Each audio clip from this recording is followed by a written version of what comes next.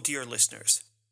Shortly after we finished recording the episode you're about to hear, we heard about the sad passing of Nichelle Nichols. Nichelle Nichols was a lifelong activist for equality whose biggest fan was Martin Luther King. He thought that the sheer sight of her on the bridge showed that everybody will go to the stars someday. That Star Trek was a show for everyone. It was almost 60 years ago that she made her first appearance as Uhura, and she instantly became an icon. By playing a character who could command forces and fly spaceships, she was among the first black women to play an authority figure on TV, a trailblazer who helped a cause of on-screen representation no end. This was something she cared deeply about, and after Star Trek, she went on to work with NASA to recruit minority and female personnel and inspired generations to follow. She was also a super talented musician who sang with the Duke Ellington Band from the age of 16. For most other people, that would have been a career highlight. Long after any of us are gone, Nichelle Nichols, her legacy will live on.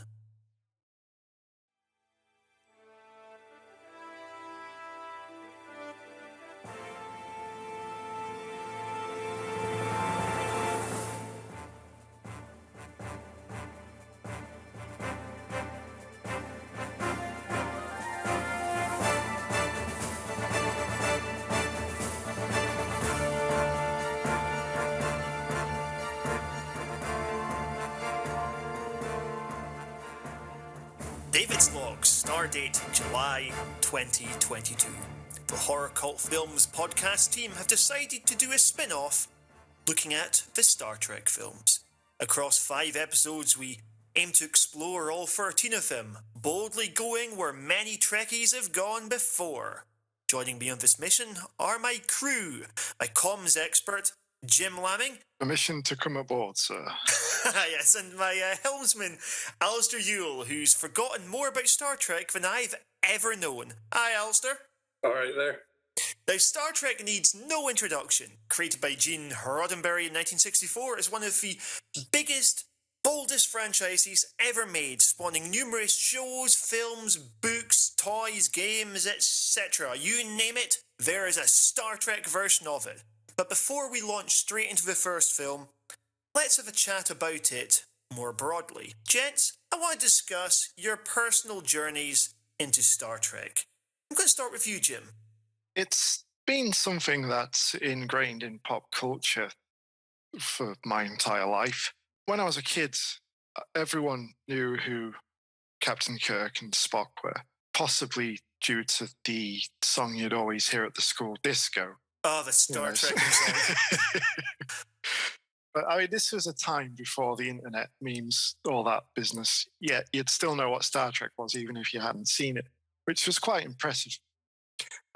Obviously, BBC Two repeated the original series a lot, and I'd probably seen a couple of episodes, but it wasn't until Next Generation came along when I actually cared about it. It was on like every other day after school, if I recall. I think it was your 6:50 time slot on BBC Two.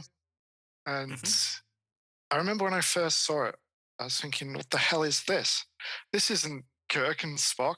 What's going on? Like, because my first introduction to it was it just appearing on TV one day. Like, not being a big Star Trek fan at the time, I wasn't really anticipating anything like it. So it was something different, but eventually you kind of got used to it. It was, it was something I'd dip in and out of. I wasn't massively into it, but again, when you're limited to only a few TV channels, you're going to watch one of 4 things. Yeah, we don't have the same kind of buyer's remorse about it, where you've got like Netflix, Prime, Now TV, Disney Plus, and Hulu all kind of dropping new content every week. So maybe there's a bit of an event about the whole thing. Alistair, what about yourself? How did you get into Star Trek?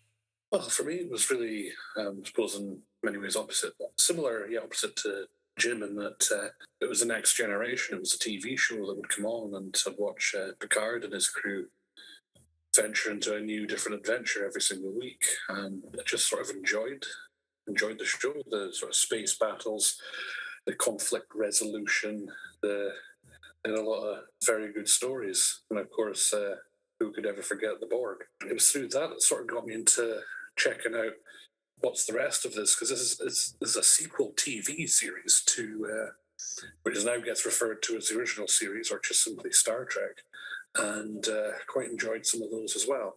I mean, being a kid, I did find the special effects and everything very dated, but I still enjoyed it, and saw the movies as they premiered on TV, and as I'm sure we'll discuss at some point, I did enjoy some of the movies more than others, but I just found it quite immersive. It's very different from your everyday life. It does contain elements of politics to it and messages, but it's sort of clad in a good escapism sort of bubble. I really, really liked it. Yeah, because I think the sort of moral dilemma aspect of it's definitely part of why it's been so successful. This sort of thing of, well, what would you do in that situation? And then usually you've got a couple of different alternatives. And then Kirk, of course, chooses the right one because he's played by Shatner and is therefore completely infallible. Something though about Star Trek versus the obvious comparison is Star Wars, which is also something just kind of sad about Star Trek in a way, right? Like when I was telling my wife I need to use this room so I could record a podcast about Star Trek, I've never felt so self-conscious about what we do in my life. And I reckon part of it is because where Star Wars is all about like rebels taking on an oppressive government, here we have quite an idealized government. This is a focus on bureaucracy, diplomacy, a big galactic United Nations, essentially. You know, we're watching the protectors of the status quo. And I think that maybe makes it something that's intuitively less cool than, like, you know, here's laser guns going off left, right, and centre. You know, here's a fucking big lightsaber going vroom. You know, we have to use the Prime Directive and not interfere with the land we find. It's not as cool, you know? If Star Wars was to be done from the same perspective as Star Trek, then we'd be watching it from like the captain of a Star Destroyer type thing. It would be a very different. I would also, to complement what you're saying there, I think there's also an attention to detail in Star Trek that's a much higher standard than what we have in Star Wars. Star Wars, it's called sci-fantasy, whereas in Star Trek, they refer to it as science fiction, as a lot of these technologies we don't have yet. And of course, some have been proven to be correct. I mean, we all remember Kirk speaking into his flip-out communicator at the beginning of the episode in the 60s, and now we all got smartphones. Yeah, I mean, I think the sci-fi elements are certainly stronger than you have with Star Wars. There's a good point about sort of science fantasy there. There's more of a focus on the ships here, you know, there's more of a focus on some of the kind of procedures that we'll have to do. The science of it is not necessarily any more robust, but they certainly talk about it in stronger terms. There's a lot more technical jargon here. Mm-hmm. It definitely is, yeah. So yeah, I think that's certainly an element that maybe makes it immediately less kind of accessible. But what's also an interesting comparison, right, is Star Wars won't diversify. Almost 50 years later, we're still getting things that have the word Skywalker in it constantly. With Star Trek, we have hundreds of episodes done across 12 different shows set in numerous timelines, and we've got loads of movies, loads of novels, and so on. Not set on different ships with different crews. Exactly, yeah. It's like a big kind of, like, we're really getting a universe here. You know, Star Wars is merely a galaxy, and it's a galaxy very far away. Yeah, a galaxy very far away, but all revolves around the trials of a single family. With Star Trek, it's like, all right, you need an encyclopedic knowledge of this. The thing that makes it more of a kind of rich world to get into, but also means it's maybe less immediately cool than, like, which one of these two characters is going to be related to Rey? Oh, psyche for Obi-Wan. Wrong, it's fucking Emperor. Like, and it's things like that like make Star Wars seem really, really small, where Star Trek is kind of a load of infinite possibilities here, with a choice of exploration and new things. Not everything has to be related, does it? No.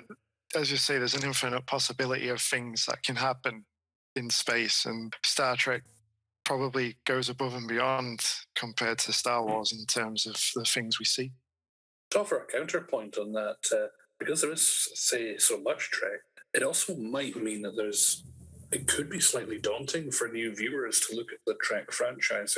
If I was to try and get into this, where would I begin? Yes, I completely agree with you on that one. So, my journey into Star Trek's a lot more basic. I've seen every film once, which was with Alistair, and I've seen a couple of episodes, but really not very much. And yeah, the sheer amount of it does make it seem almost a bit intimidating. It's a bit like the sort of Russia-Ukraine relations right now, where there's always something else you need to know to really get the thing that you've just learned.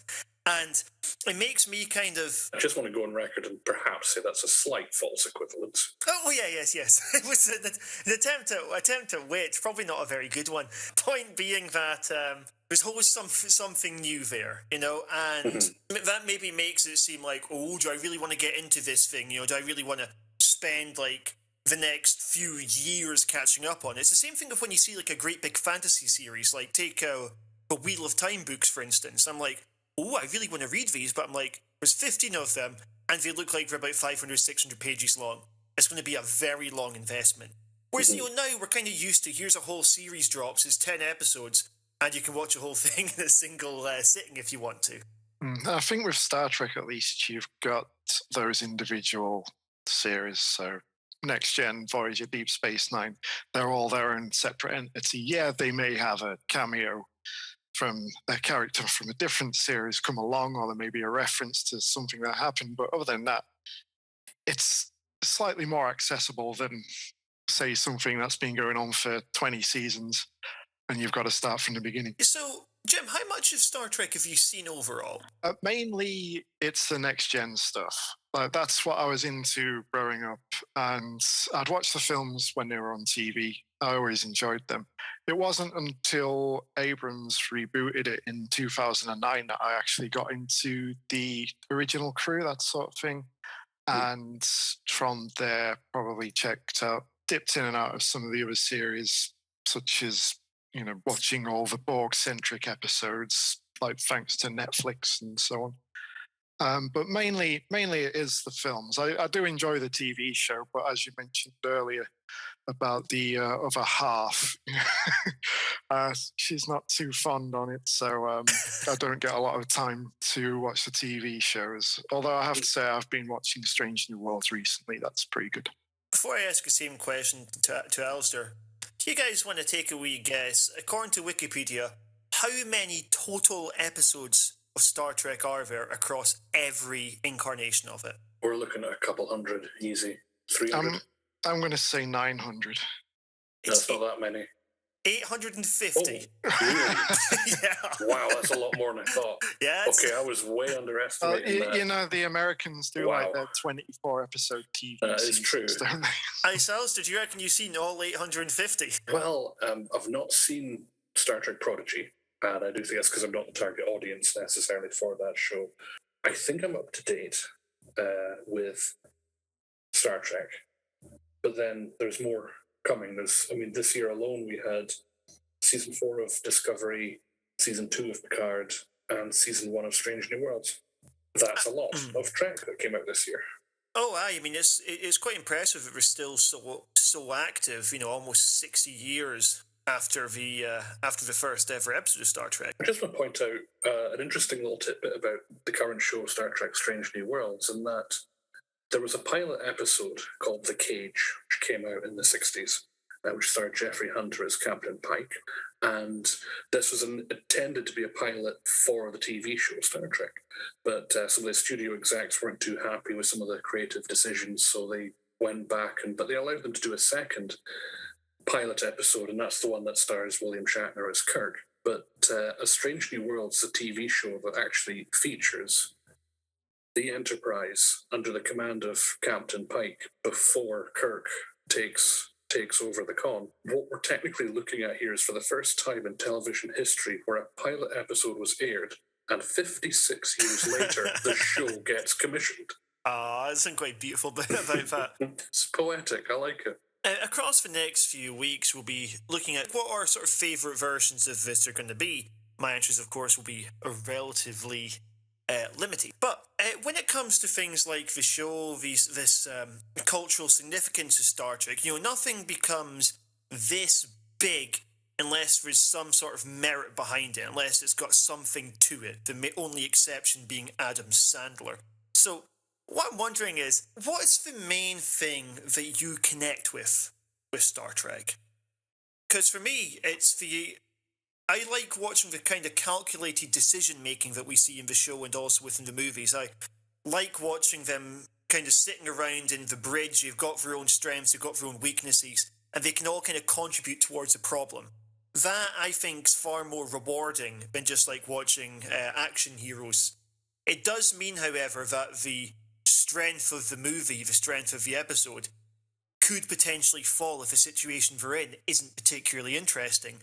But at the same time, it kind of feels much more like a crew than just watching like a few overpowered people save the day again.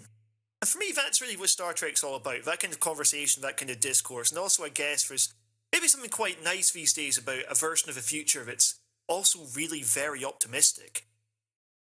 That's part of it. Plus, you look at the crew, and there's no discrimination, gender, race, whatever. That everyone's part of the crew. Everyone's treated equally, and that's one of the appeals to me. And it's been the same since the first series, and it's just got better and better as each iteration's come along. Because I believe that was a big part of Gene Roddenberry's kind of vision for this, wasn't it? That this would be kind of like a future where you didn't see the kinds of polarizations that we have, that we've always had, essentially. And, you're looking at a show where they had a multicultural crew before that be kind of mainstream on TV. They had, during the Cold War era, they have a Russian on their crew. The Russians aren't the baddies. They have the first ever interracial kiss on TV, I believe, which, for all his faults, as being a bit of a arrogant balloon of a man, William Shatner, I believe, also insisted upon, didn't he? I believe it's correct. I think the scene was originally written so that Spock or Leonard Nimoy would be the one to do the kiss with Michelle Nichols' Uhura. But of course, William Shatner wasn't having any of that. And apparently they were told to do those two different takes. There was one where they almost kiss, and then there was one where they did. But what William Shatner went and did, and I kind of applaud him for this, every time they would do the almost take, he would cross his eyes and pull a funny face directly into the camera. So he sabotaged all of those takes. So he forced the studio to go with the one where he does kiss Uhura. I like to think that he's doing this for all the right reasons, as opposed to he just wanted to kiss her on TV for the banter. Just whilst you were talking about the crew of the Enterprise and its diversity as well, and we've got a Russian on the bridge during the Cold War. I also want to point out that obviously Pearl Harbor was living memory for a lot of cast and crew and writers at the time, and we had Sulu, a Japanese helmsman. Yeah, so absolutely. And his character was a great inclusion. Yeah, absolutely. That sort of the radical kind of politics of Star Trek at the time. That does make it seem pretty cool still. There's something really sort of iconic and awesome about the original crew, that cast that played those characters, and I think that's one of the biggest problems that any Star Trek show will have is how do you match up to that? How do you equal that? Yeah, this is a bit like a problem that you have. Discussing this in one of the previous episodes for Horror Cult Films podcast, in fact I think it was the last one, is a bit like when you're doing a film about demonic possession, people will immediately compare it to The Exorcist because you have to have an exorcism sequence in it. And in this case, if you're looking at a show about a Starfleet, and they're using the Star Trek name especially, then people already have this kind of love for the original crew. Whether it's Bones, whether it's Kirk, whether it's Spock, whether it's Scotty, whether it's Uhura, everyone will have a favourite. And that's just their idea for, well, this is what the team is. And every other iteration will have to be compared to that. Now, I know a lot of people prefer Next Generation, and obviously they found the same kind of lightning in a bottle there. I know that a lot less people like Voyager, for instance, and that comes down to the kind of banter that you have between the crew just isn't quite there. Because something Star Trek does, which you don't really get so much now, is it's episodic TV. You know, we're used to something very serialized, where Star Trek's more, they go there, they do this, they leave, and everything kind of ends roughly how it started. And without the kind of ongoing plot, then it's the fondness that you have for the characters that keeps you coming back. To perhaps argue that point, say that at the time, episodic content or episodic TV shows was the norm. And as we've progressed, I would say that from what I've seen, Star Trek Deep Space Nine was the first one to really try and serialize the format of its show, and you don't really quite get the same with attempts with Voyager or then the subsequent Star Trek Enterprise. Oh yeah, and I agree with you that at the time, episodic TV is what you'd be expecting. You know, people didn't have home videos at this point. There's not that kind of, let's stream the entire series. But I think that means that the older shows have to have this really concrete crew dynamic, because that's what kept the show. Yeah, that's what kept the show alive. Same thing with if you're watching Doctor Who, where a lot of the success of this will come down to, well, who are the villains that we have in our rogues gallery, and what's the relationship like with the Doctor and the companion? You know, these are the recurrent elements, and that's the bits that have to be airtight for the show to function at all, basically. Anything else you guys want to say at the moment about your personal journeys with Star Trek? I think a lot of that will probably come out over the next few episodes that we do with this. Yep, I agree. But I don't want to say too much, because obviously there's certain eras that are tied to, you know, each of the films and our experiences to it. So yeah, let's just look forward to seeing what comes out over the next few episodes. Let's just go down the rabbit hole. So, with that, let's leave our dock and visit Star Trek: The Motion Picture. 300 years into the future, to confront the greatest mystery ever to threaten mankind. We are aboard a huge starship called the Enterprise. This is the return of Captain Kirk. An alien object of unbelievable destructive power is less than 3 days away from this planet. Star Trek: The Motionless Picture. Oh, wait, sorry, did I say that? Yes, this is probably the slowest film in the series. This is only my second time of watching it, and you know what? Personally, I liked this a lot more than I did first time. Now, sentence I've never said before, and we're not saying any other context. Alistair was there for my first time, on the grounds that you showed me. We watched all 13 of them across a period, and I think you were a bit like, going in, you were saying almost apologetically and slightly cautiously, this isn't what all of them are going to be like. Well, what occurred to me is that when we're watching the first film, and I mean, I'll be honest, the motion picture, it is what it is. It is this strange, unwieldy beast of a movie. And we're somewhere about halfway through, at the point when the Enterprise has entered the dust cloud that is V'ger, I remember casting an eye your way and this look of horror on your face. The penny drop moment I had is, oh my God, he thinks he's in for 12 more movies just like this one. So that must have been quite a daunting experience for you. Luckily, we had the Wrath of Khan to follow it up with. Oh yeah, slight spoilers for later on in the show. The jump between this and Wrath of Khan is pretty considerable. But at the same time, what I would say is, on rewatch, I definitely got more from this one than I previously did. I think the immediate issue we have with it is that there's potentially a good 90-minute film that's kind of forced into a 2-hour running time.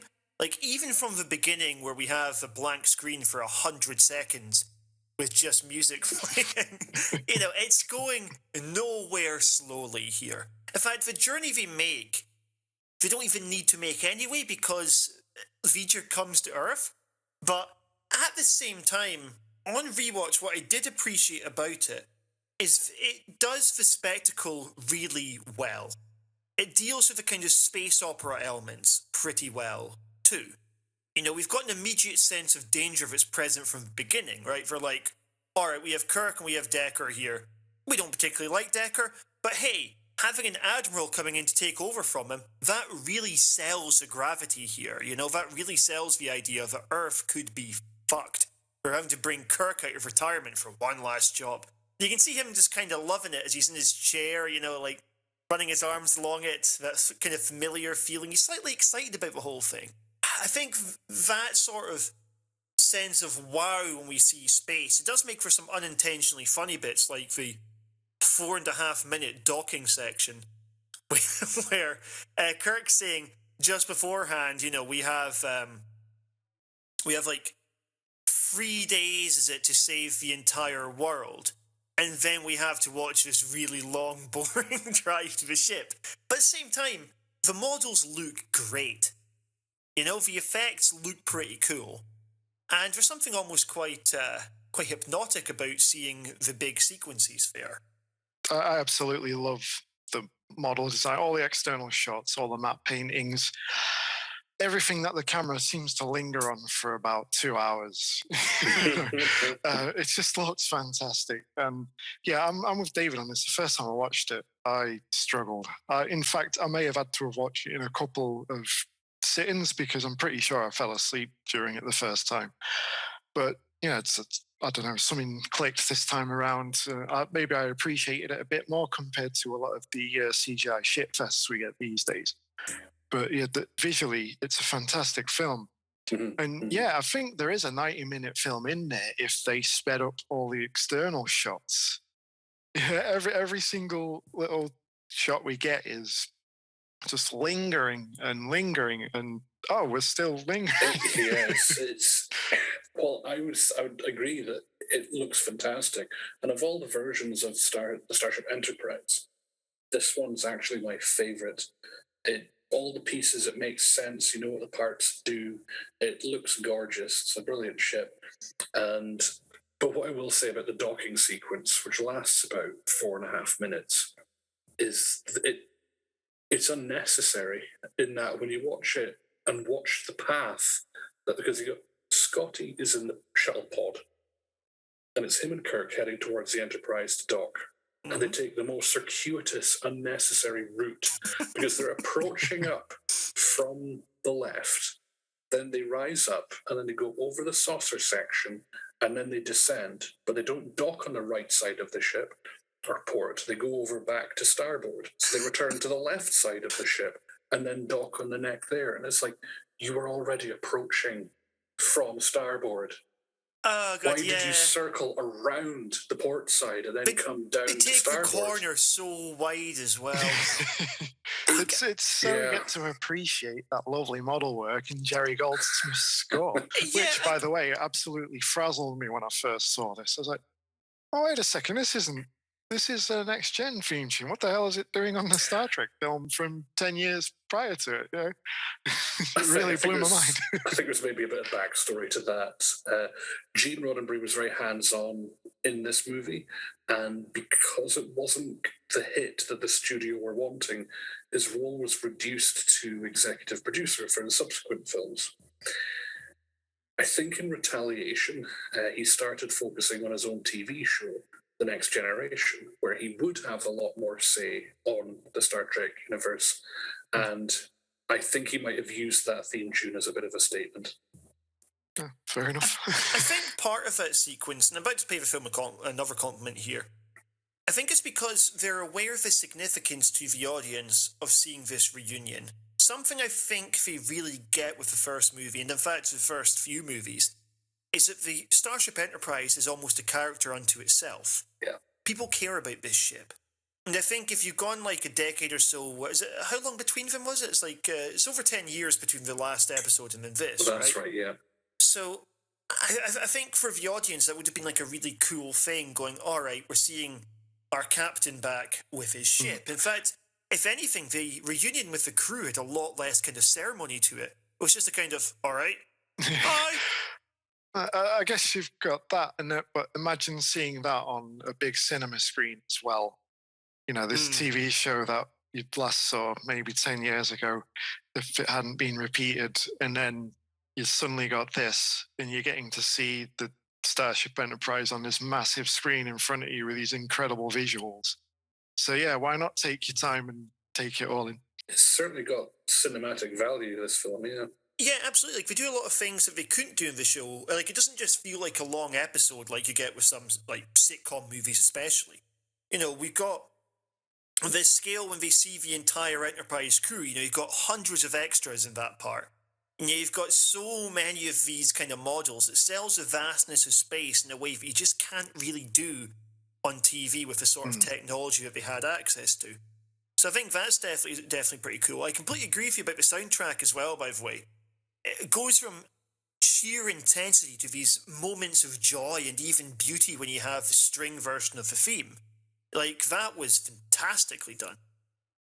Some of it's like almost iconic to the show as well. When we see the 3 Klingon battleships approaching the V'ger dust cloud, that tune has been reused throughout the series as a sort of almost Klingon national anthem, so to speak.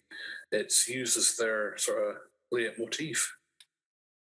So this film did set up a lot of things standard and going forward for the franchise. And I noticed that they slipped in a bit of the original theme when Kirk was coming onto the bridge and sat down and just getting reacquainted with everything. There's a nice little nod to that in there as well.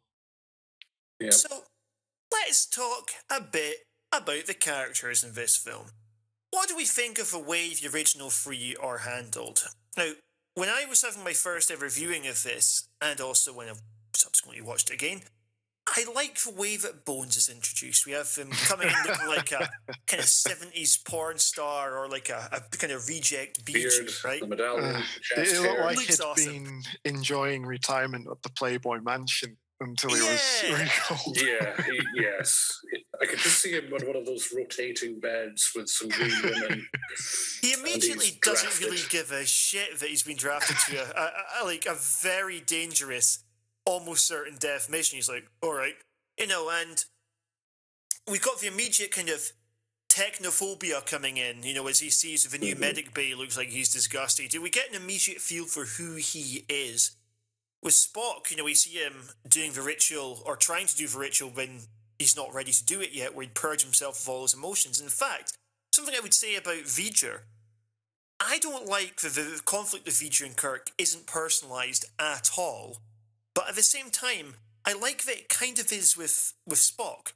We're able to incorporate Spock's journey of his discussion about whether he wants, his conflict, about whether he wants these emotions or not. And yet it's the human side of him that means he can't identify with V'ger. It's the human side of him that says no to V'ger's plan. Now, V'ger's plan, he doesn't really have one. It's a relatively mindless reason to be killing lots and lots of people, this kind of abstract acquisition of knowledge. And I think he also gets kind of let off too quickly, doesn't he? We're like, oh, well, he's now in a beautiful woman's body. I think in V'ger's defense, the Klingons did attack V'ger first. There's a number of things I want to say about that sequence. It's redundant because V'ger wipes out the Klingon ship in quite a scary fashion. They just disappear. It was a very effectively done sequence, but the same thing happens to the Epsilon 9 station. So we're doubling up here. We're establishing the same thing twice. There's so much. When you say this could be a 90-minute film, like I already know exactly which bits I'd be cutting. I would either have the Klingon sequence or Epsilon 9.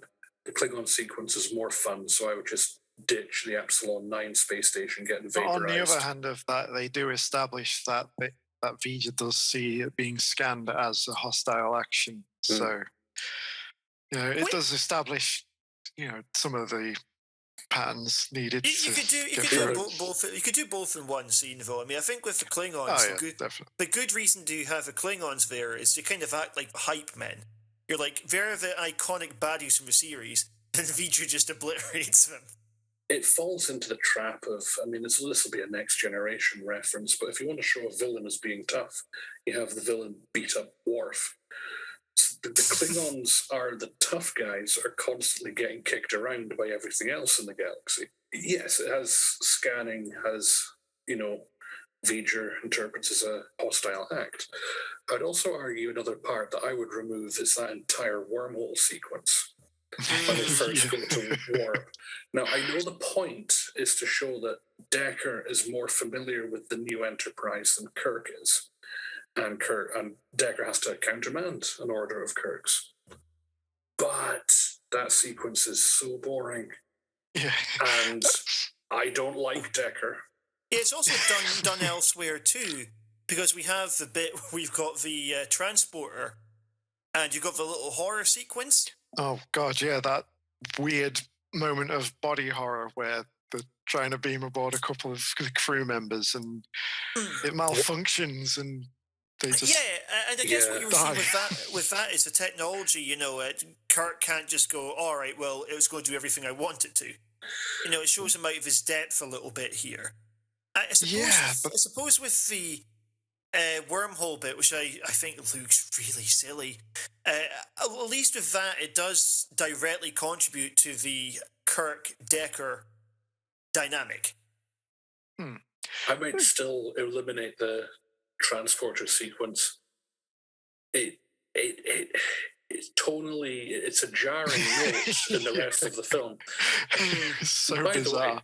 The way, Jim, I don't know if you remember, when Kirk first appears in this movie, he's on sort of a space tram system. He meets up with a Vulcan and a Sonak, and they have a quick chat as they're going up the escalators. They have escalators in the future. And he's, I'm going to be at that meeting. I'll be out there in 3 minutes, and I'm going to be on that ship. I'm going to be on the Enterprise. And Sonak, who I'm convinced the reason that actor was hired is he can do a Leonard Nimoy-style eyebrow lift. And of the two people that get minced in transporters, one of them was Commander Sonak. Yeah, I think it is mentioned at one also, point. That sequence was beautifully parodied in the film Galaxy Quest. By the way, that bit where you're seeing him in the where we're bumping into each other in the Federation building, that was another example of cinematic quality. It looked amazing. Mm-hmm. Those matte paintings in all the scenes, that's fantastic. That we see at the beginning on Vulcan as well. Vulcan, we got beautiful. such a good sense for it. Like, just looked so nasty, full of dread. Not a place you'd want to spend your summer, basically. I miss matte paintings. Oh, absolutely. they bring a certain something to cinema that CGI just doesn't. Yeah. So this conflict with Decker, it's good that we have it, because we have Kirk kind of feeling a bit on the back foot here. Is he as good as he used to be? How does he fit in with this? I wasn't too enamoured with the kind of tension, though, partially because I just didn't really warm to Decker as a character at all. Yeah. I think his relationship with Ela is one of the lesser parts of the movie, and that's saying something because there's a lot of quite bad bits to this movie here. We've got two characters that we don't particularly like, who don't really have a whole lot of chemistry, and we're meant to give a shit about their romance. Like, that just didn't sit well for me. There's one really unintentionally funny bit, right, where Kirk's gonna bring Decker up to his office to reprimand him and say, like, how dare you show me up in front of the crew? A kind of display of Kirk's kind of wounded masculine pride here, right? And for some reason, Bones goes, can I come too? And he's like, yeah. But why would he possibly have Bones in that scene? He doesn't add anything to it by being there. It was just a strange inclusion I just couldn't get around. We go, oh yeah, if my boss is going to tell me off, so they get the medic to join them. I thought you were going to mention Leia's announcement when she arrives on the bridge that her vow of celibacy is on record. And I think that's an intentionally comedic bit, that Kirk is known for being, I think the term now would be man-whore. And he had, his reputation precedes him, but it also establishes that Decker might have liked her, but he got nowhere with her, and neither will Kirk. And this is another annoying bit, right? So V'ger takes over her body, giving her a needlessly revealing outfit in doing so. And now, it's a troubling bit. Decker gives his life to be with her, but we know that her body's been taken over by V'ger, and we know, because it's revealed to us beforehand, that V'ger is a child. Now, if we ignore what we know about the actor's personal life, if anyone doesn't know what I'm talking about, go on Wikipedia, it doesn't make for very good romantic tension. Now, does it? No, it doesn't. One of the problems I think with the Leah character is before, I mean, she is killed. When V'ger probes the bridge, it kills Leah. And by the way, it kills her quite randomly because there's this sort of shaft of light moving across the bridge and it's scanning everything with electric tentacles. And people are shouting out, and Spock saying, "Don't interfere with it. Let it do its thing." And then Spock, as V'ger's trying to download like all Starfleet intelligence, fleet locations, things like that, Spock then smashes the console and it starts electrocuting Spock. It doesn't kill Spock. It then randomly just turns around and kills Leah. So there's no motivation for that to happen. But I find Leah to have effectively undergone no change at all. She's quite a stoic person beforehand, and the robot Leah that replaces her is also very stoic. So there's never any chemistry between those two. But when I was watching it this time around, I'm realizing that here's an alien that's effectively killed someone and replaced them. Decker loved Leah. V'ger killed Leah. V'ger then replaced Leah with an identical copy, a robotic copy, but for all intents and purposes, an identical one. Decker now loves V'ger. Like, that's just mental. Oh God, yeah, no, it's a bit of an Oedipal nightmare, this one. Yeah, there was a few moments where some of her conscience came through, if I recall, when she was in sick bay. So perhaps he'd seen, maybe there is still part of her in there, which is why he still goes chasing off. But I guess at the end of the day, it's just a good reason to get rid of him from the ship's crew. Yeah, I was really surprised when I first saw this, because I didn't really have the context for prior episodes. Because of how much he was in it, I was surprised that he was a new character. I was like, oh, have they been butting heads before? No, never met each other. We're just going to watch him for quite a wee while. It's such a contrived sort of way for their kind of journey together to end. Like, he's sort of almost cucked by himself. Like, it's just a strange sort of dynamic that they have there. It reminds me of, there's a couple of the Bond films, and one of the Roger Moore ones for sure. I think it's A Spy Who Loved Me, where in the opening sequence, James Bond will kill one of the baddies' henchmen, and then in the movie, he will bed the missus of the man he killed. And that's essentially what V'ger does in this film. Like, fundamentally. Like Leah's straight up dead. She was vaporized. This sort of simulacrum, this duplicate, this thing that only bears some of her memories via proxy through it being a perfect copy, is still functioning as a spokesperson for V'ger. Yeah, Decker's going to spend the rest of, I don't know, eternity, I suppose, in a relationship with V'ger in order to access V'ger's memories of being attracted to him years prior. It's so sad. And also, again, as a reminder, V'ger is explicitly identified as a child earlier on in this movie. This is not a good ending for him. It's not a good ending for anyone. I like the sequence for Spock, because Spock, this is one of the mysteries behind the Spock character in this film, is that he, of his own volition, rejoins the Enterprise crew. And they're all, of course, happy to see him again. But they raise the question, is he here to help us, or is he here for his own means, his own motives and purpose? And he obviously does the Vulcan neck nerve pinch on a member of the crew. And there's surely Spock needs to get chewed out for that, because he knocks out a member of the crew. He steals one of their spacesuits, and off he goes, entering further into V'ger than what the Enterprise already has. And this is also against orders. he has no instruction to go do this. He did it himself. But obviously, when you're best mates with the captain, you can get away with all that sort of crap.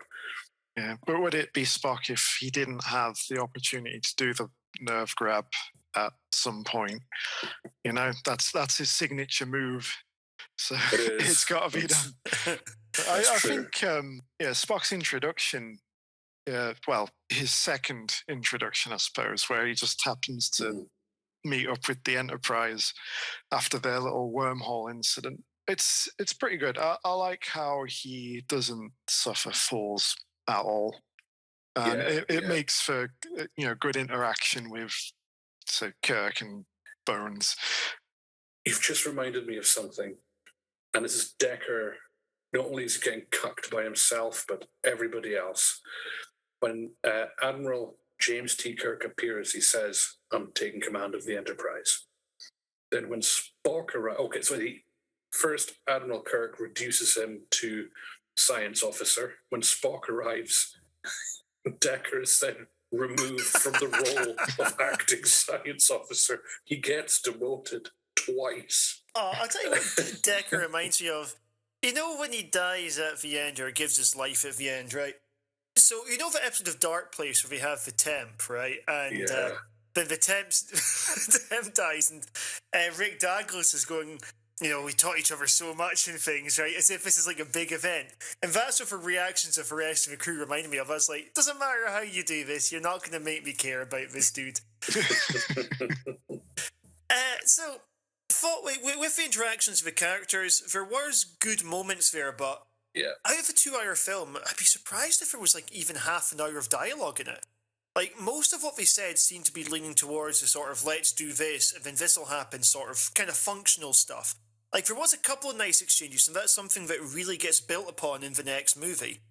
But I didn't think there was quite enough, definitely not enough, dramatic human interest elements to it. I didn't think we really got much of a journey. I know there was a bit of middle-aged malaise with Kirk, but at the same time, I don't think it was really explored. I kind of liked his almost sexual arousal at flying the ship again, but at the same time, I didn't think we got enough of a kind of idea for what his life is like outside the ship. And that's something that Wrath of Khan really brings up with the idea of his promotion to Admiral. It's not really been good for him. It's what he worked towards, but it's also just not what he wants.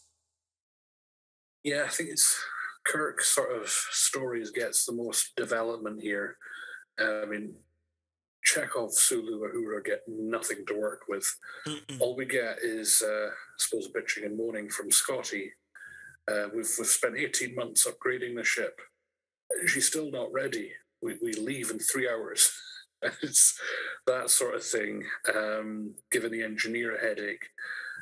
With Spock, he's certainly got something to do, possibly more so than McCoy this time around. Yeah, I'd agree with that. I did think there's a bit too much of an obvious red herring, though, that I don't think anyone watching it would reasonably assume that Spock's about to betray the entire crew in the first film.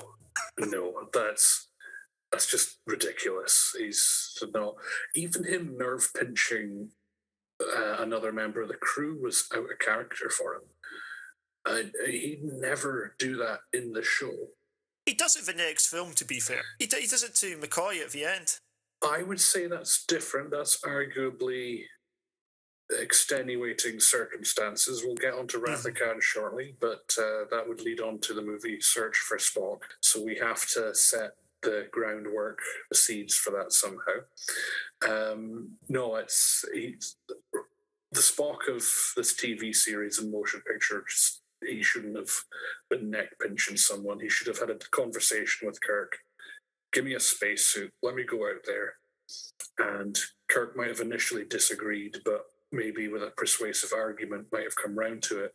And that would have actually offered more dialogue. That whole sequence could have been done better. Yeah, and a bit more tension, a bit more drama, basically. Well, yeah, I think that's what it was for, because up to this point, other than Vija killing one of the crew and taking her body as a vessel, what really has happened apart from, and the wormhole incident.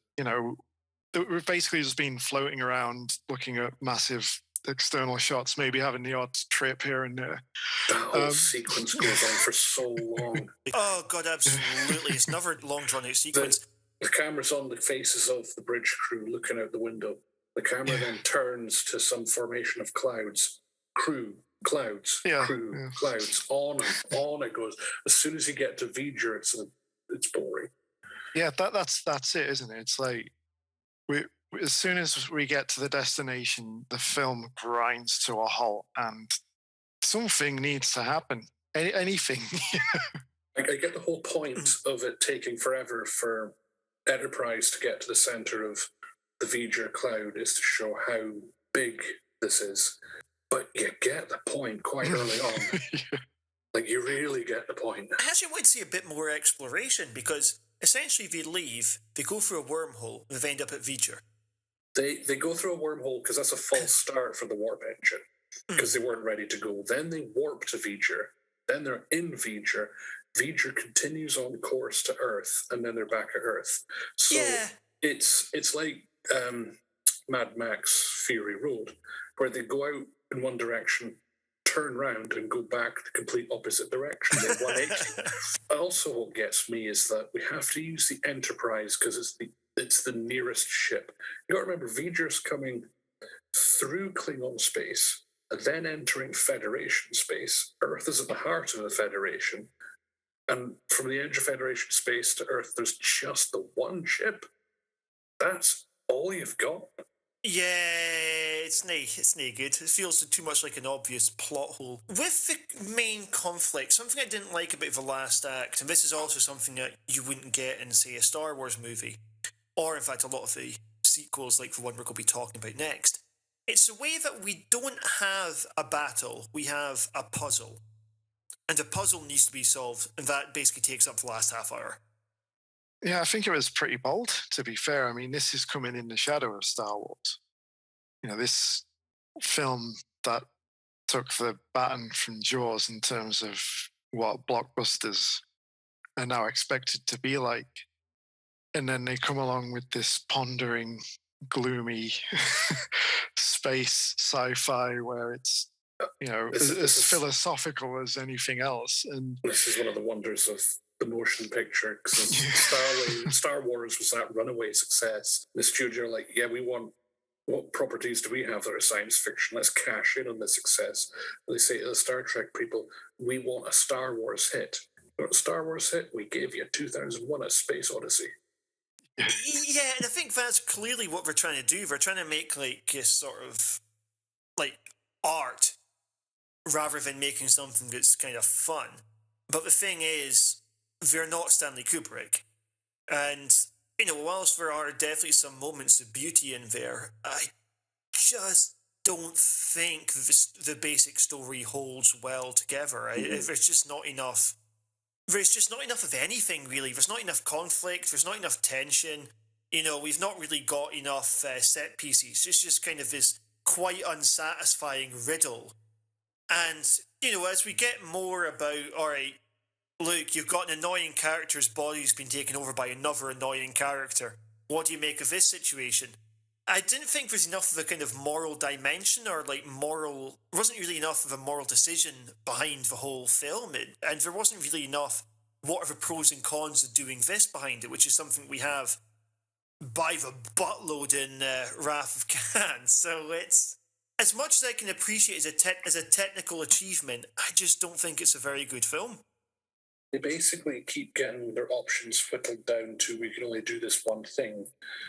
Like when the V'ger probe is on the bridge and they're discussing, and they all, let's clear the bridge. They're all threatening to walk away and leave V'ger without the information. Like, that's fairly basic negotiating. And it's the weak hand thing that they said, and they discussed this in front of V'ger. They discussed the tactic they're going to play in front of V'ger. And they also have Quinn Kirk standing at the actual Voyager 6 satellite, and he says VGER, and then he spells out Voyager 6, and it all feels a bit Sesame Street. Sesame Street with a hint of strange encounters of the third kind, I think it is, with the sound effects of the, I don't know, what is it, that... Close Encounters. Close Encounters. The sound effects when they're at the satellite, that, like the bending cardboard thing, that an Australian musical instrument. Oh, yes, yeah. The wibbly wobbly board or whatever it is. I don't want to bring up Rolf Harris, but that thing that he would do, like you get those sound effects, and then the sound effects happen, but at no point were they determined to be any form of communication. It's just noises that V'ger's making, and all communication still going through Ilea, but she becomes very sort of tight-lipped at that point. I did think V'ger's origin story was semi-interesting. But, yeah, I think it's just a bit like outer space. Felt very big and empty. You know, there's an element of this in Contact where Jodie Foster goes to visit the aliens only to find out that it's her dad. And there's an element like, what could a disappointing answer be? Like finding out that this big threat that's looming over Earth, it's just a Voyager 6 probe. Like, how do you sell that in a way that's not anticlimactic? Yeah. I guess it's kind of neat, especially back when it was made, because it is something that exists, you know. It's a massive sci-fi film, but the big threat is of our own making, I suppose. And to have something that was actually sent into space in reality as the villain, if you can say V'ger as a villain, I guess it was kind of a neat twist. I mean, I think V'ger you could qualify as a villain. I thought one of the things that was actually a bit of a fuck off really was when at the end we're saying, oh yeah, do we announce these two as being like casualties, like missing in action or whatever? You know, kind of underselling what's just happened. No, Ilea is definitely a casualty. Yeah, she You could died. say Decker's missing in action, but Leah's definitely a casualty. Yeah, like you know, Decker chose this life. Chose his life to end like that. She certainly didn't. The ending of this film does sort of mirror the Space Odyssey, and at the very end of that film, we get a Star Child, and in this one, there's the merging of the two to become a new and different entity, whatever that may be. I did find V'ger to be sort of needlessly genocidal. So the danger orbs that come out of V'ger and then surround Earth, and V'ger's threatening to destroy the planet unless she gets the information she wants. I mean, that's like what, in the future, 20 billion people on planet Earth? And no time for evacuation. It's like, nobody's got time for that. Yeah, and that's the thing. When Decker's like, I want to spend the rest of eternity shacking up with V'ger, you're like, hold on. V'ger was about to blow up an entire planet. Like, not just any planet, your planet. Yes. She's going to wipe out your species. It's like spoilers for Star Wars Episode 9 when they suddenly decide they're going to try and make Kylo Ren a romantic prospect again, despite that he's committed multiple acts of genocide during the course of the trilogy. And, for that moment, Rey's like, yeah, but he's pretty hot. Right? Well, if Anakin Skywalker can do it in the prequels... Yeah, you're just like, no, this doesn't compute at all. It would be like if we see Padme meeting Anakin at the end of episode 6. For some reason, she survived, and they're like, that's Anakin Skywalker in the Darth Vader outfit blowing everything up. She's like, I can change him. That's kind of the equivalent. Anyway, so if only she didn't die of sadness. How many stars are we going to give Star Trek the motion picture? Personally, I think this is a 2-star film. And that's being relatively generous because there's a lot of good stuff towards the beginning and it looks amazing. I just really wish it got in a different direction for most of the second half of it. But at the same time, there's definitely an aesthetic pleasantness about it. The production values are good.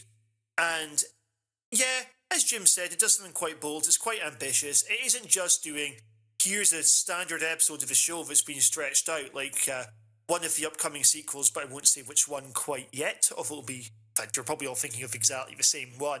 That sequel feels like a double episode or triple episode that's just been put onto the big screen. This felt like a film, just not a particularly good one.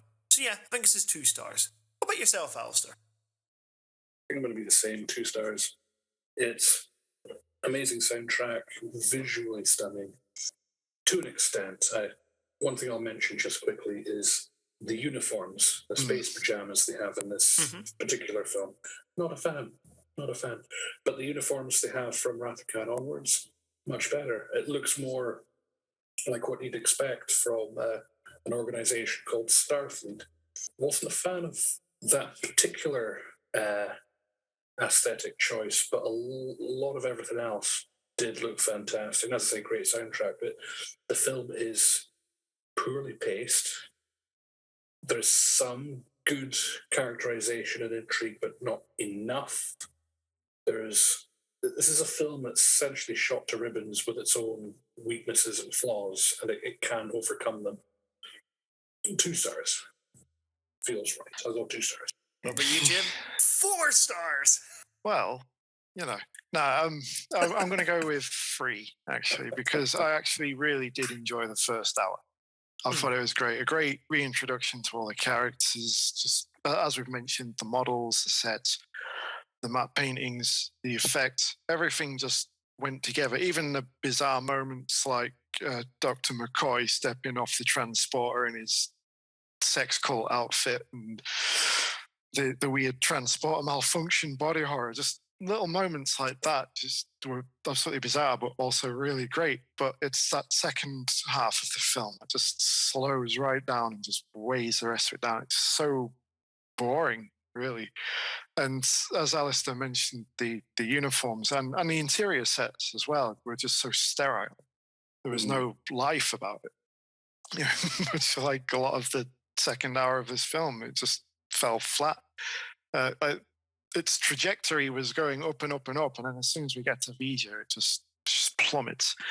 So yeah, for the first half alone, I'll give it 3 stars. Overall, not necessarily a beloved movie by the team. Let's move on to The Wrath of Khan. Beyond the darkness, beyond the human evolution, is Khan, a genetically superior tyrant. Exiled to a barren planet, banished by a starship commander he is destined to destroy. Left for dead, he has survived. I'll chase him round. The Wrath of Khan. Folks, I reckon if you look at a jump in quality between 2 sequels, you will never find a bigger leap than the one that is made between these 2 movies. The Wrath of Khan, it's a relatively small scale story, certainly smaller scale than we see first time around, but it's such a personalised one. This is a really good story about obsession, about the need for revenge, and it has one of the best villains in science fiction. I absolutely love this film. And as a sequel to the hit episode Space Seed, you wouldn't, from the beginning it's clear there's a kind of magnetism about this guy. Even Volcan at that point is kind of portrayed as being a bit of a sleaze, almost like a space equivalent of a pickup artist. At the same time, there's an intensity about the performance and an intelligence about the character that we just want to see him again. And this is such a good return for him, Basically, I think this is a great movie. Let's talk about it. Al, what do you think of Wrath of Khan? Love it. 5 stars. Sorry, I meant to work up to that. That's a stunt. I absolutely love this film. And for watching it again, I watched the original episode Space Seed as well. And it on the one hand, it functions as a really good sequel to that episode, but you don't need to watch that episode to get why Khan is angry. with Kirk. It's all spelled out here, and every decision everyone makes sense. It all just one scene beautifully leads into the next. I think from the motion picture to Wrath of Khan, there is a retread of Kirk being, I don't want to be an admiral, I want to be a captain. And it's done here so much better than it was in the previous film. And you've got a great singular villain with a great motivation that his own crew don't always support. Kirk with his crew and the trainees, and that's a very, that works really well. Although I might just point out that I don't think it's an intended plot hole, but we know from the motion picture that they've spent time refurbishing the Enterprise, 18 months to give it all the latest fandangled advancements that science has to offer. We know that from Picard's time, his Enterprise was the flagship of the fleet. And in the J.J. Abrams movies, that Enterprise was the flagship of the fleet. I say that because Kirk's Enterprise was never fully identified as the flagship of the fleet. But I think there's enough evidence to suggest that it probably is the flagship of Starfleet. With that said, they take the best, the flagship, the most advanced ship in the fleet, they refurbish it for 18 months, and then they hand it over to trainees. I'm ruling out V'ger here because Starfleet wasn't expecting V'ger. So the first thing they plan to do with it is hand it over to trainees. That's like the US Navy handing over their finest capital aircraft carrier to trainees. It's an odd choice, but it's done so well. In this movie, there's a lot at stake there, and Kirk knows that he's got a crew that haven't been tried or tested in the field, so he's got to, as he says in the movie, they have to grow up fast. I like seeing Chekhov. We see more of Chekhov in this film. He's given something to do. He plays a part, and I always liked the Chekhov character. And I think he's one of the characters that gets sort of sidelined quite a lot. In this film, not so much. He's the second in command of the USS Reliant? So it makes sense that he's the one, and he can link the bridge to the Enterprise in getting Khan luring Kirk back. Am I right in thinking that Chekhov wasn't actually in the Space Seed episode? However, I know exactly where you're going with that. Correct. I'll let you go on that. Well, no, I was just going to say, because I also watched Space Seed before watching this one as well. And obviously it's Chekhov and his captain that go down to Ceti Alpha 5 to, see what this life form is. And when he notices it's the Botany Bay, and I'm like, oh wow, that's a good moment. But then I realized that well, you weren't actually, you never actually had any interaction with Khan whatsoever, and weren't present for any of his misdeeds previously. So why would this, ring such a chord with you? It's funny, and apparently at conventions, Walter Koenig has said that to explain this continuity snafu, he said that Chekhov was on board the Enterprise, but he wasn't in any scenes of that episode, and he kept Khan waiting overly long to use the toilet. So that's his little humorous explanation for that, and it might as well be canon, Just when they meet, it's fantastic. It doesn't, he might as well not have even been in Star Trek before, but just how good that meeting is between the two of them, the resentment coming to the fore from Khan, he physically grabs him and lifts him up by his spacesuit. I was absolutely confused as to why Starfleet didn't already have a record of a completely deserted planet. I was like, come on, they must have a map at this point that features them. They've been doing this sort of thing for years. But with Khan, once he comes into it, something that I really liked about this film, and so much of the success just comes down to him as a character, right, is he's got a good motivation. he's got this thing where he feels shafted by Kirk, because Kirk's like, all right, we'll send him off down to an uninhabited planet, and then, doesn't check in to make sure that he's all right after that. Yeah. He's got a good reason to want this guy dead. He's got a good sort of motivation to push him towards revenge. It's a much more concrete story than what we have the first time around, because it's relatable. We don't necessarily think that Khan's a good guy, because he isn't, right? But at the same time, we can still understand the logic that's pushing him here. Khan, consistently in the first time we saw him, he always had to be smarter than Kirk. He had to be smarter than everyone else here, and that's why he's an effective villain. I think Kirk managed to beat him. Have you got that bizarre sequence where he gashes everyone, and for some reason Shatner's ego makes sure that Kirk doesn't fall off a rest? You see, he's still up. Falls down last. Yeah, finally falls down last. But then when he comes out and they have that silly fight with the obvious stunt double, right? In the very, very deserted room. Not making it, they're not really taking advantage of that space. But point is, Khan, as a villain, there's a logic, there's a reason he's doing all this, and it's something that we can identify with. I say it's fair to say that he's a bad guy that has been done wrong, and in that he feels completely justified in his vengeance. Yeah, we find out that the historian, the 20th century historian, for some reason has a gladiator in her office. You're like, it wasn't 20th century, pal. She's not a great historian. But point is,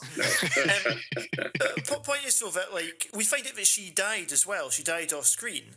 And that's also going to be motivating Khan. Mm-hmm. I believe there was the point that Khan was meant to have a son at one point, right? Which we've got that guy who essentially stands in for a son, the young guy. Yes. Which would be a kind of a parallel to what we have with Kirk, with him also now being a father figure in it. We sort of have our cake and eat it with that, though, because with Kirk, he's going, you have to choose between having a family and, star hopping. And then later he's like, I think I might just star hop with my son. Yeah, he found a third way. The Bill Clinton of space. But James Kirk, as he says in the film, he hates to lose. But I think where's the real tragedy to this film, right, is with Khan. His team, his crew, they have a ship, they can leave. Yeah. And he absolutely, just his absolute selfishness and this need to get back at Kirk, he completely, screws all of them over here. These guys will follow him to the ends of the galaxy here. They love the guy. And at the same time, as a cult leader there, he's obviously got an ability to kind of manipulate them, have them do his will. But at the same time, I also don't think he's a psychopath. There's enough in him that he grieves when that young guy dies, for instance. I don't think it's that he doesn't care about them. It's just that he has this fixation. And there's clearly a better life he can have access to. You're like, all right, let's go find or make our own planet, right? And we can all just go off and live happily ever after. We're no longer stuck in this desert where there's just constant sandstorms all the time. But no, his obsession, his selfishness, it just screws over all of them. I feel bad for Khan's entire crew in this. And almost sort of him, because he has a good motive and he could have a happy life, but he's also his own worst enemy. Yes, that's a very good point. He is definitely his own worst enemy. He as soon as he got the Starship Reliant, he could have gone anywhere, done whatever he wanted, but he had to engage Kirk in battle. And obviously, Kirk being the more experienced of the two, there's scenes in this film which are just lightning in a bottle for me. And that first showdown between Kirk and Khan, when Kirk doesn't know it's Khan yet, and he hasn't raised his shields. By the way, there's a lot of fuss being made in this film about raising and lowering shields. Shields are never on when weapons are being fired. Kirk doesn't raise his. Khan's gets lowered without his permission. And then they go into this, the Mutara Nebula, where nobody can raise shields at all. So shields are never actually on. But when Khan catches Kirk completely by surprise, just blindsides and cripples the Enterprise, and he wants Kirk to beam over, and he wants all of the data pertaining to Genesis. And he basically wants a functioning WMD at his disposal. Mm-hmm. But how do you interpret this? Is he wanting to have it as a weapon, or because I always took it as wanting it because it could also be used for creation purposes? I think this is forging a new homeworld, basically. Yeah, that definitely could be. That's probably the more likely of the two motives. But as Spock said in the conference meeting with himself, Kirk, and McCoy, that whatever is there on the planet already would be utterly destroyed in favor of the new matrix that Genesis lays onto the planet. So if everything on the planet's getting wiped out, that could effectively serve as a WMD. But as for purposes of colonization, it's definitely got its advantages there, and you can see why someone like Khan would want that. And I think it's also established in dialogue that on the regular one space station, the scientists there destroyed their work rather than handing it over to Starfleet. I have a wee question, right? So, Khan in this is wanting to get the Genesis data. Now, he already has members from the Reliant under his control. Would they not already know where the data is, as opposed to having to go through Kirk, who would know less about it than they would? I mean, the only way that I can make this make sense is the kind of Moby Dick thing that we're doing here, which we also quote Moby Dick and show the book, so they're really drumming into this one. That, it's still this idea of the Great White. I guess part of it is maybe that the reason he wants to include Kirk in this is so Kirk knows he's been beaten. In fact, actually, that's another really good moment. One of my favourite bits of this film is that Khan dies thinking he's won. Mm-hmm. Like, when he's pushing the button, he's literally using the nuclear option. He's smiling and he's like, that's it, I've done exactly what I said to do. He gets a happy ending despite that his entire crew are dead. And he himself is about to die. But it's this, I must get Kirk. Aha, that's me won sort of moment. Yeah. At the expense of his entire crews and his people. Yeah, not to go on about this, but there really is such there is that kind of fatal flaw. There's just a bit of tragedy to this guy. It is like the sort of kind of Shakespearean tragedy of you've got this powerful man with one huge problem in his personality, and it's what brings him down. Is with how you could take Othello and Hamlet, put them into each other's situations, and each one would resolve it perfectly. Where we have him, this need for revenge with Kirk, it's exactly the wrong problem for the situation he's in, since he could just fuck off about 20 minutes in. I mean, I'm glad he doesn't, because it's a great film, but yeah. You said it right at the beginning. It's very intelligent. I think it's probably one of the more intelligent science fiction films of its era. We're talking the first 5 or 6 years of the blockbuster era coming in, and it's still, like, the script and everything just still astonishes me how good it is. It's quite cynical in places, and is probably one of few big blockbusters I've seen where, going on to the scientists, for example, cynical of Starfleet, they don't want them to get hold of Genesis to repurpose it for their own ideals, weapons, that sort of thing. I haven't seen anything similar to that in any other big films like this. Do you know what? That was an interesting point to bring up, like, sort of a civilian's distrust of the military. I think is that what that's meant to be, that distrust of Starfleet. And like when the USS Reliant heads right towards the scientists on the regular one station, like, we weren't expecting you for another 10 months. What are you doing here? Go away. Yeah, and where I guess most big gung-ho blockbusters is pro-military and so on, whereas having a film of this stature raising questions like that, especially for its era, is really good. And especially it's such an optimistic property in general as well, because they do that with some of the later sequels. Without commenting on the quality of any of them right now, there's 2 sequels I can think of where they kind of question the integrity of their military-industrial complex. Essentially, they question the integrity of the Galactic Federation. And that's quite bold, considering that's who we're following. That the team we're following are upkeeping the order of the Galactic Federation. Especially when you look at the TV shows, and being part of the Federation is a good thing. There's nothing but benefits, apparently. But yeah, to see it from this point of view, it just was a really good direction. And again, getting back to Khan and Kirk's rivalry, I suppose, again, very intelligently done, very methodical and calculated as well. I know we've got the odd hero moment and Kirk doing double bluffs and so on, such as repairs by the book and that sort of thing. But yeah, again, the back and forth and just the script in general seems, it's just great considering this is a big blockbuster film. Yeah, there's so much I do love about this film. I just want to touch for a second on just the ships as well. It was initially going to be like another ship, the same class as the Enterprise, and they actually changed the Reliant to be a visually different ship, so the audience wouldn't be confused as to which ship was with which captain, Khan or Kirk. Well, I mean, that probably is for the better, because especially in the Maelstrom, that would have just got confusing, because it's quite visually dull as it is. I've heard it said that the fight scenes or the space battles between the two ships are quite slow paced, but actually I really like them.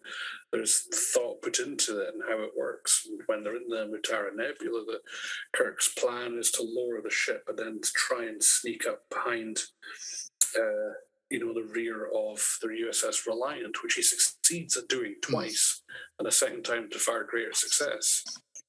Yeah, that on rewatch, that part did seem to fly by a lot quicker than I remember. I've seen this a couple of times previously, but it just seemed to that whole finale just went by so swiftly. Sorry, Nebula. So I got that wrong earlier.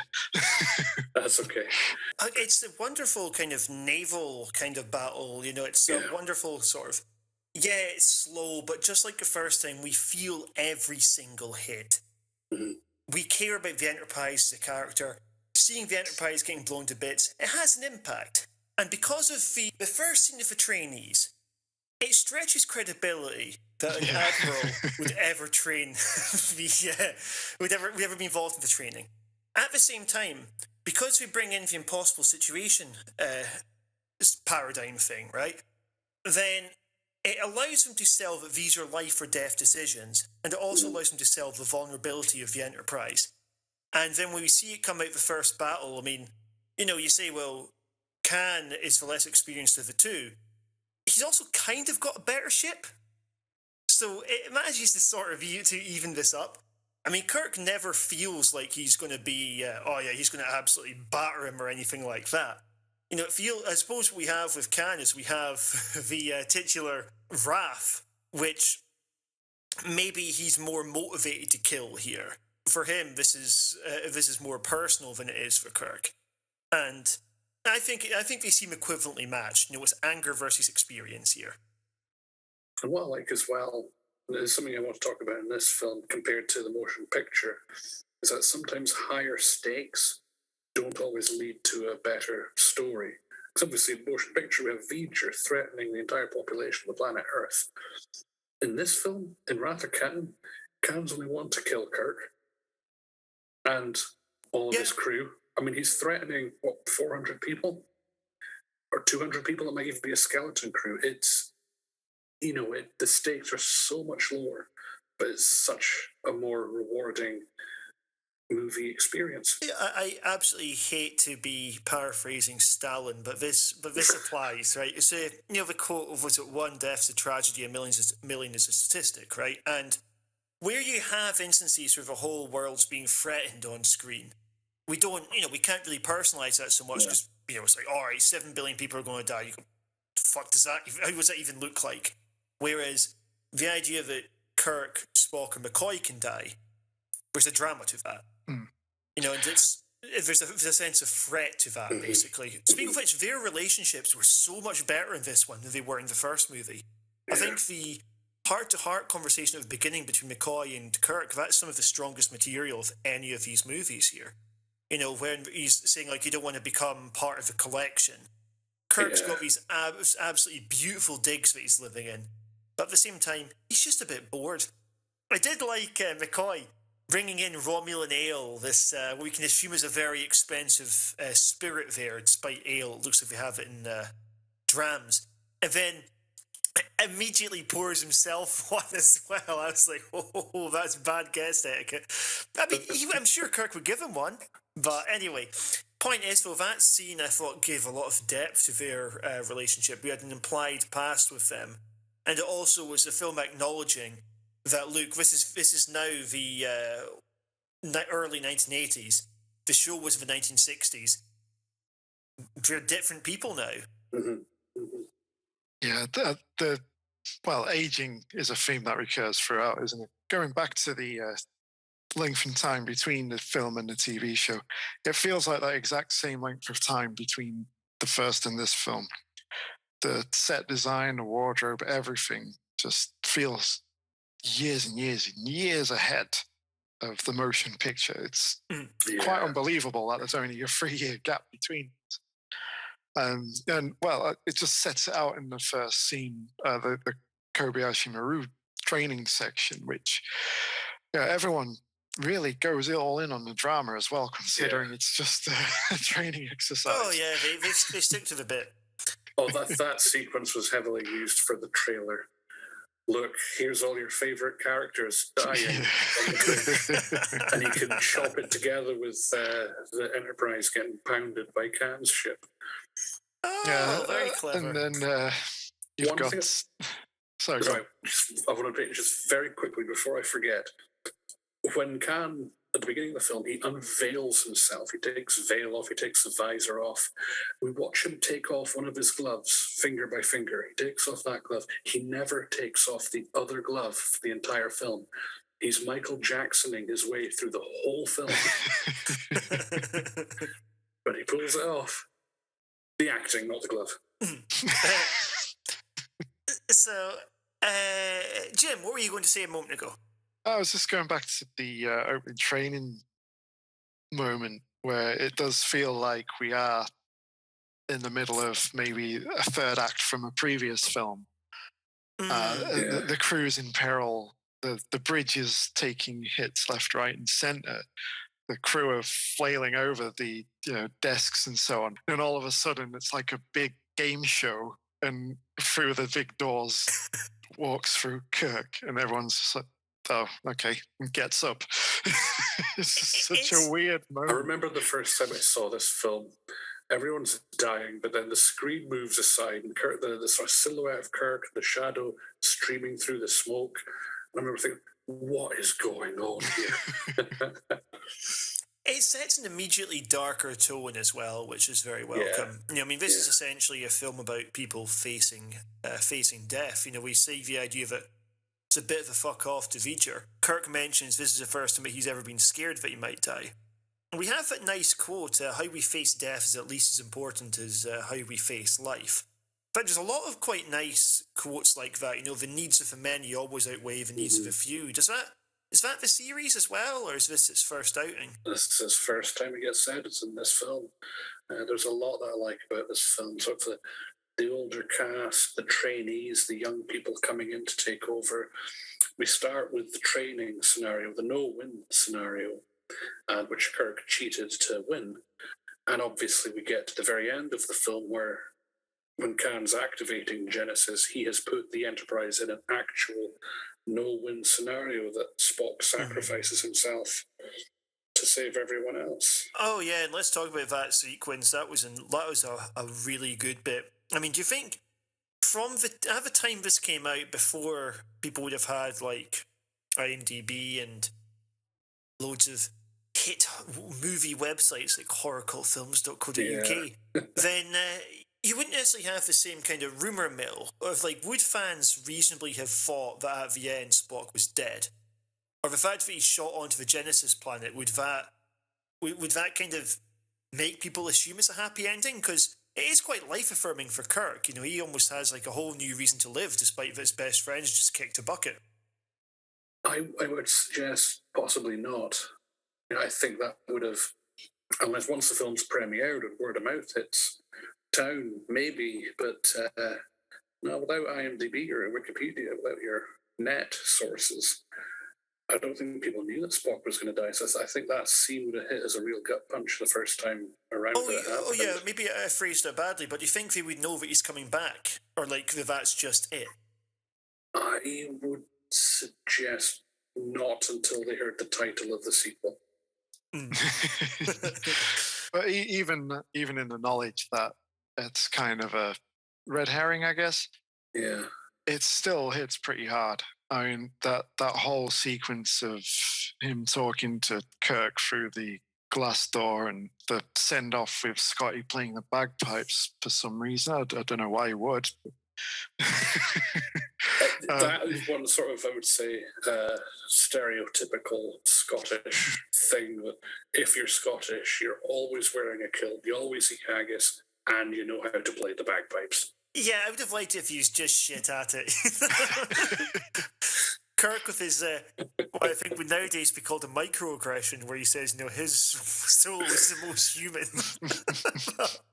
I guess it was meant very nicely. Well, but I've got to say about that bit, it's replicated in Batman versus Superman. At the end, when Superman has his funeral, they're playing the same tune on the bagpipes. And really? It moved me, not because Superman was dead, but because it reminded me of the end of Wrath of Khan. Because I can't watch that bit without getting all misty-eyed. It just absolutely floors me every time. That's kind of a sad indictment on Zack Snyder's Batman versus Superman. Yeah, it's probably not the worst, to be fair. The most emotional bit of that film evoked an emotional scene from a completely different film it had nothing to do with. Yeah, he puts so much work into it. They go, Jim's like, it reminds me of Star Trek. Scotty, that bit where Scotty randomly shows up on the bridge with an injured man. Did he get lost on the way to sick bay? Well, if we were to speculate on possible solutions to the plot hole, the turbo lifts had stopped working and maybe just went to the wrong destination. I know why it was filmed that way, because they've fired back at Khan, they've disabled his ship, Khan's ship retreats to make repairs. Kirk's like, right, we've just gotten ourselves out of a sticky situation. Now let's see how badly we're hit. And it's meant to be that visual. I mean, this is one of the scenes in the film. It's a very intellectually put together film, Wrath of Khan, but this is one of those emotional scenes where they use the emotion to really override the logic and what it makes sense. And the door's part there, Scotty holding a badly injured member of the trainee engineering staff, and why would you take him to the bridge and not medical? And as I pointed out to David as well, the engineering is at the bottom of the ship, the bridge is at the top. Scotty certainly took the scenic route to get to medical in that scenario, and Scotty timed it perfectly by Kirk's trying to rile up the spirits and everyone on the bridge. Let's see how badly we're hurt. And then he appears with his injured, and I believe it would have been his nephew. There's deleted scenes that reference that that member of the crew was actually relation. Yeah, I don't know why the fuck they cut that, because it adds a bit more depth to the whole thing. Like the bit where we see them down, they finally reach the medic bay, and it's a bit like, I guess it's meant to be Kirk thinking this is the cost of if we continue and fail, more people are going to die, right? Yeah. And I suppose even thinking, even if we win, people are going to die for this, right? And you lose something, but it just seems like Scotty's just grown attached to this guy. Whereas if we know he's his relative, yeah, it makes sense why Scotty would be like this. We like Scotty. We don't want to see Scotty lose a relative. It is emotional when James Doohan's delivering that line that he stayed at his post even when the other trainees ran. You feel that. I mean, that's almost his Spock eulogy moment, if you will. You feel the sadness coming through, and it does add something. If it's just, instead of this just being his favorite pupil, his star student, that it's also a relative as well. It does add that extra layer. And it probably would have been more of a profound moment had he not just appeared on the bridge at this exact coincidental time. Yeah. But also, I wanted to point out the music as well. Obviously, we're on a totally different tonal shift going from Jerry Goldsmith's theme, which will get recycled eventually, and to James Horner's completely new score, which, although I would say Goldsmith's is more iconic and memorable due to its recurrence, this one is so much better. Yeah, I love this one. And this is round about, I couldn't remember which way around it was. He either did this and got the soundtrack gig on Aliens, or he did Aliens and got the soundtrack gig in this. I think he did this. And then he got Aliens because was of this. a few years later, yeah. Yeah, so it would have been that way around. So, yeah, his work on this. And there's some moments where you can actually hear the sort of twang of what would become the iconic Aliens soundtrack. When they beam over to the regular one space station and they're all searching these empty hallways, that's a good sort of moment of horror there and finding the bloody bodies. Yeah, and I would say there's more of a, as you've mentioned before, more of a naval theme to the music. Like, it wouldn't be out of place if we were seeing two galleons on the seven seas firing cannons at each other. It's it works on quite a few layers, and it's really at home with this film. Like, if you were to try and put any of the score from the motion picture onto this, I just feel it wouldn't fit in any way whatsoever.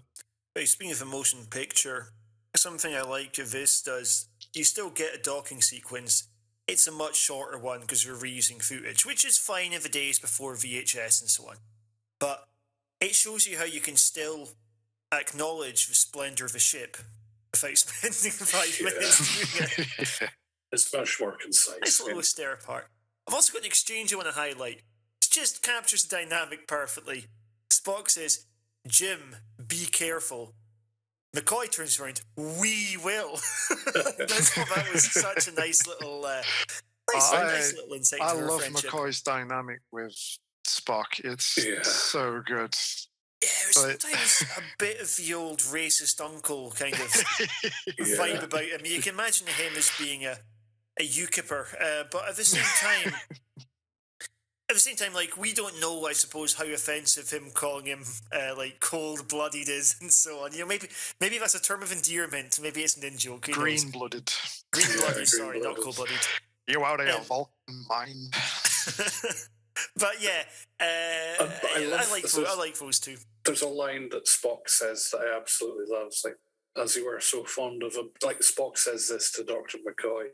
I actually forget the scene it is now, but he says, "As you were so fond of observing, I am not human."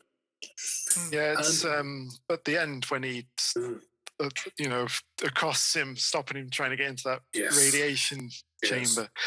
There is one, if we're quoting interactions that were good, there is one that I quite liked. It's we have a new character joining the crew this time, Savick, Lieutenant Savick. And she's on the turbo lift with Kirk. And Kirk observes, "Have you done something different with your hair?" And then she has a conversation with him about the Kobayashi Maru and all that. And then the doors open. McCoy's out there. It's like, "Who's been holding up the turbo lift?" She lights the turbo lift. McCoy gets in. And McCoy turns to Kirk and goes, "Has she done something with her hair?" And Kirk's like, "I haven't noticed." I like that from Kirk. I did, yeah. One of the sequels to this, I'm not going to say which one, although it might be relatively obvious from context. One of the sequels to this, I go quite easy on because I really like just the times we get to see these characters interact. The time that we get to just see three old friends kind of... Star Trek 5, I know what you're talking about. Yeah, exactly. It might be some listeners haven't cracked the code. The bits where it's almost like an outer space Top Gear.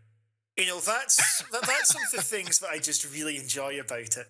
Where we just have the characters just hanging out doing their thing. Maybe they're off in Yosemite singing songs together. Row, row, row your boat.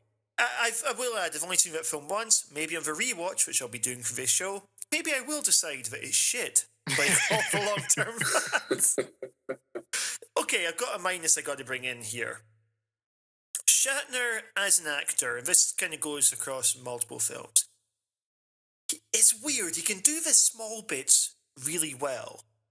Anything that's not a small bit, oh, he's terrible.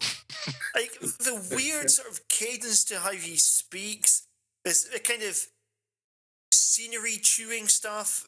No, I just can't get on board. And it's annoying because when he does just tap into the kind of vulnerable side of a character, I think he can do it pretty well. But he's got two modes. He's either being soft and gentle and, his voice kind of quivering with emotion, or he's just being super loud, and doing this weird breakup of speech like that. You're referring to the sequence when, right, so another bit of body horror in this is obviously with the not just the horror that we had in the abandoned Regular One station, but the grub worm creatures that went inside Chekhov's ear, and Captain Teller, I think his name was. And obviously one of the guys shoots himself. The creature screams in Chekhov's ear and he collapses. The bug comes out. And Kirk obviously shoots it. Bearing in mind that Kirk shoots that thing when it's right next to Chekhov's head. You don't miss there. But he grabs a communicator. That's the infamous point. We have to speak about the infamous scene where he shouts Khan, and I think that's what you're referring to here, David. But the lead up to it as well is you do all this, you keep missing the target. He's shouting these lines out to try and rile up Khan, and they have a back and forth there. Shatner's going full Shatner in that scene. Oh, how impressive is it that the two characters never share the screen together? We never see Khan and Kirk in the same room, and yet it is such a good, dramatic dynamic we have here. There's such tension generated, and also just, again, the personal nature of the conflict, despite that they're in these two different ships, or the entire fucking thing, basically. Again, I think it's just testament to how intelligent the writing is on this film. Like, from beginning to end, it just comes across as a very clever film. And it makes sense for them to be apart as well. Yeah, because the thing is, the first film, all the technical aspects were there. In this one, you've got all the technical aspects. In fact, you've presumably got a smaller budget for this one. Oh, yeah. And yet, at the same time, the writing is just totally elevates this. It's saying you can't just put all these same actors into a situation and get a good film of it. You need to have a good script. And this really has a good script. I think it'd be if you were to have a scene where Khan and Kirk share the same room together, like, how would you do it without completely upsetting the rest of the film? It wouldn't make sense. It just wouldn't make sense. But both actors convey their animosity so well. Even Shatner with his Shatner-isms and bizarre pauses. And obviously Ricardo Montalban as Khan, he's just phenomenal. Every scene he's in is a treat. I like if there's almost a kind of homoeroticism to it where he looks kind of sexually aroused when he's taunting Kirk. It's a bit like John Matrix and Bennett in Commando. Yeah. And also when he hears that Kirk's an admiral, there's like a little reaction to like, oh, fuck, he's been promoted now.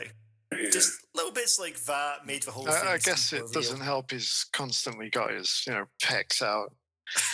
His waistcoat or whatever is always open and shiny and glistening. Like a summer ham. He's showing off his frame. I do have another minor criticism here. Whilst I think they work this part of the plot quite well into Kirk's arc, I think the whole stuff of David being his son, it's an already relatively cluttered narrative. There's a lot going on here. They aren't actually. I say this. I think it actually is roughly the same length as the previous one. But it was already a lot going on. I just thought that kind of felt a bit like it was falling in by the wayside for the most part. Was this originally written as a standalone sequel, or was the next couple of films planned to go along with it as well? Because that could feed into the next film. I agree, but I think you've got to, like, if it was written that way, though, you still got to take it, like, as what it is, because, it's a bit like saying, like, oh, yeah, I know that sucked when Marvel did this, but 5 films from now it's going to be amazing. Yeah, but I guess if they were trying to establish an arc over a few films, which I guess wouldn't have been done back then regularly. No. No, I mean, that functions 2, 3, and 4 do function as a very decent trilogy in their own right, but I don't think they were actually filmed that way. Or they were not, at least not thought out that far ahead. It just happens to be good continuity on this one occasion. Yeah, really good from the second film. Yeah. But perhaps it's just to up the stakes that little bit more, as just to make us root for the scientists a bit more, I suppose. Yeah, I think maybe it's because of where it comes in, where Kirk's getting this news just after he's had Khan seems to be winning. He's all like, yes, I think it's this bit we find out, isn't it? Whether they're now on the planet, and Khan's like, I've got all the Genesis data, up yours. I've won, and then I'm pretty sure is it that sequence that he finds out? I think so. Around that time. Yeah. So just as they're going back onto the Enterprise. At that point, he beams up all the Genesis stuff, and at that point, he is simply hunting the Enterprise at that point. Yeah, and that's just, I think it's sort of, as a bit of the movie to drop that huge bomb on the audience and also the character, you're just like, I'm kind of more interested in what's happening with Khan right now. And that's not something that you'd normally think when you find out that someone's got a love child. Kirk's the sort of guy who, I mean, he must at some point thought, I must have at least 2 or 3 out there somewhere. Many different star systems. Okay, folks. So, you guys got anything else you want to bring in? Is there any other minor limitations? Any problems with the movie, or? I think the only bad thing I've got to say about it is there's probably a bit of a lull just before the Enterprise gets to the space station. I think things maybe start to get a bit slow around that point, but once they're back on there, things pick up again. So yeah, apart from that little bit, that the whole film is engaging throughout. You can barely take your eyes off what's happening. About yourself, Alistair? Anything you want to bring up? No, I think we've covered it all. It's a great film. Enjoyed it thoroughly. Yeah, are we all going to give this 5 stars? Yeah, I am. Yep. I go for it. Okay, cool. So, there we go. 5 stars for The Wrath of Khan.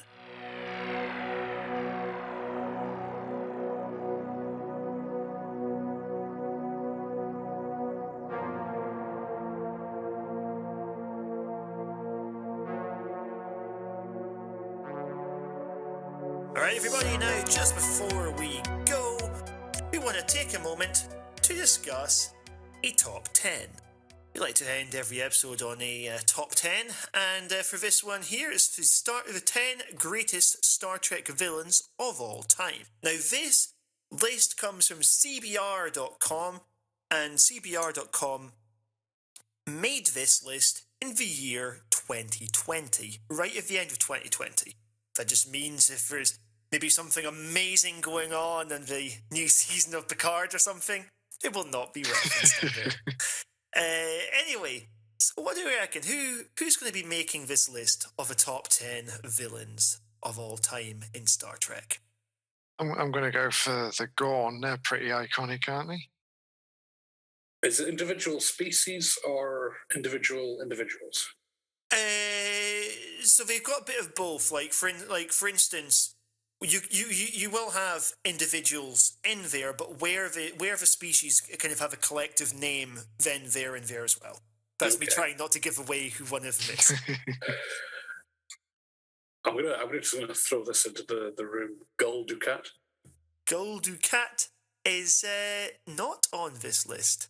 That list is wrong.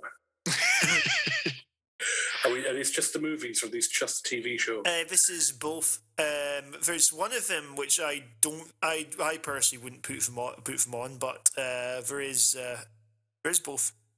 Okay, well, we'll have to say Khan then, won't we? Khan is indeed on the top 10. The Borg.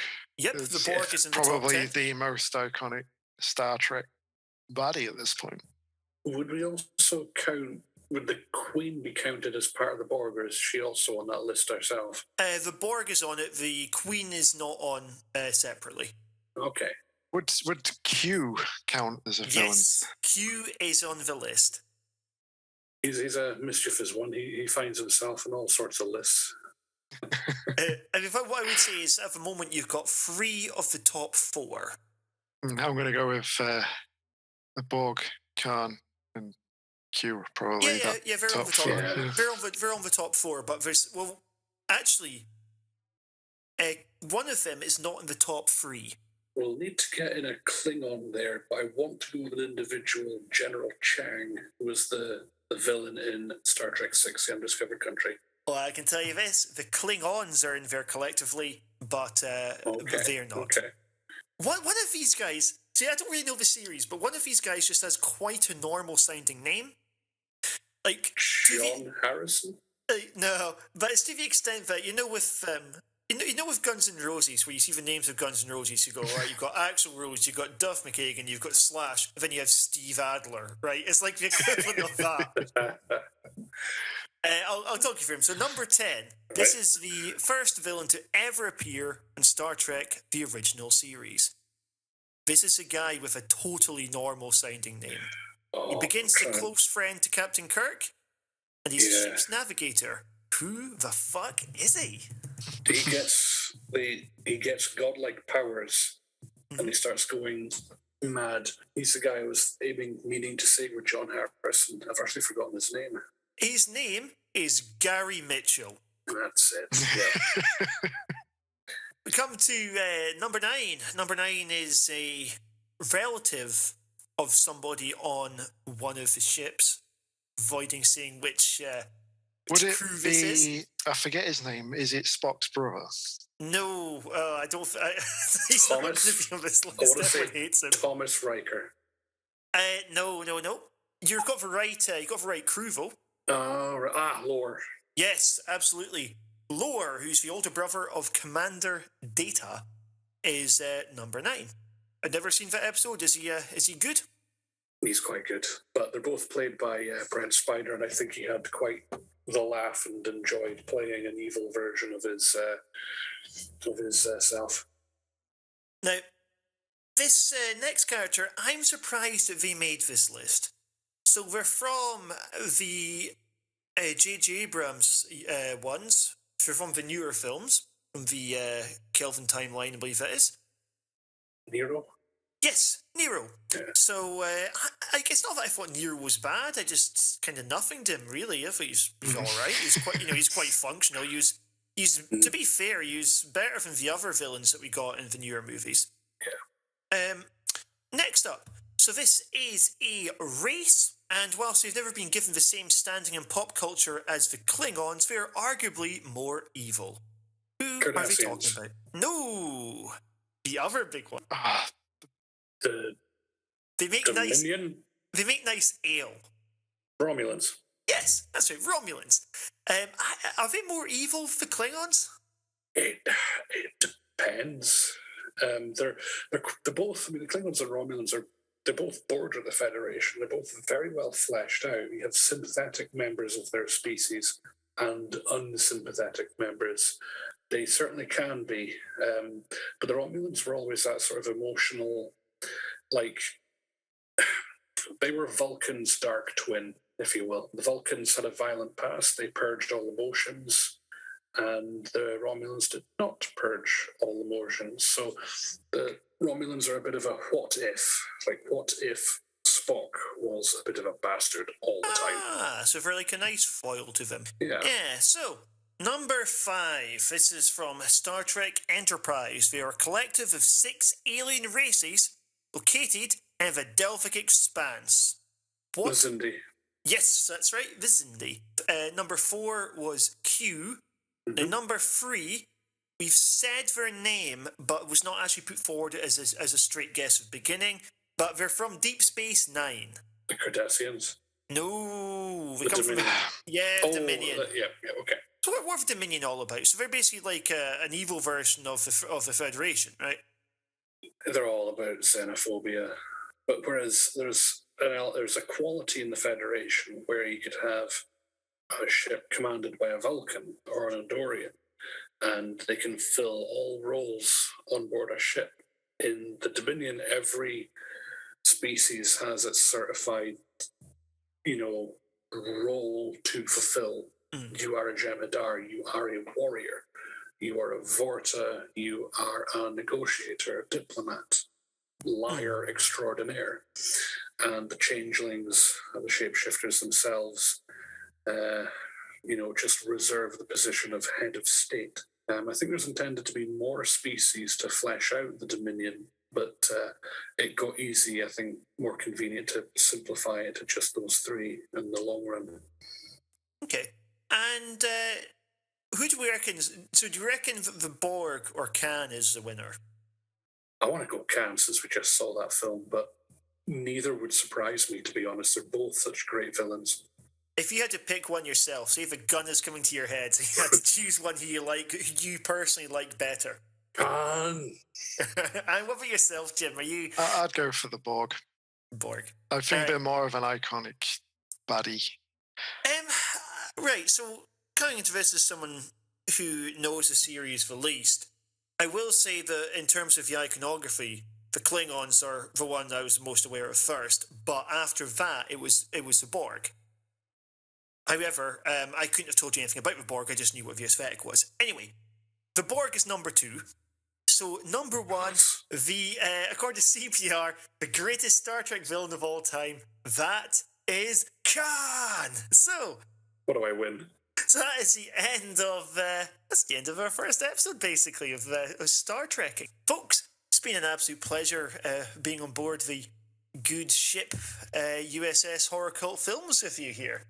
I hope that we will be beamed up again in the near future to talk about movies 3 and 4. Now, for anyone listening, the way that we are structuring this, because we are still a horror film podcast, is we'll be doing standard horror episodes between Star Trek ones. So we've got a horror one coming up. Not going to say what it is, but it's going to be really fucking good. And then we're back to Star Trek.